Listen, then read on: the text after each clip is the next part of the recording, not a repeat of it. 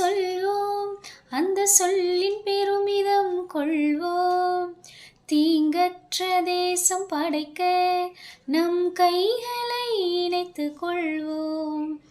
Indian என்று சொல்வோம், அந்த சொல்லின் பெருமிதம் கொள்வோம். தீங்கற்ற தேசம் படைக்க நம் கைகளை இணைத்துக் கொள்வோம். நம் மொழிகள் வேறாகிலும் நம் ஒரு தாய் மக்களே, நம் நிறங்கள் வேறாகிலும் நம்மில் வேற்றுமை இல்லையே. நம் மொழிகள் வேறாகிலும் நாம் ஒரு தாய் மக்களே, நம் நிறங்கள் வேறாகிலும் நம்மில் வேற்றுமை இல்லையே. எங்கள் பாரதம்,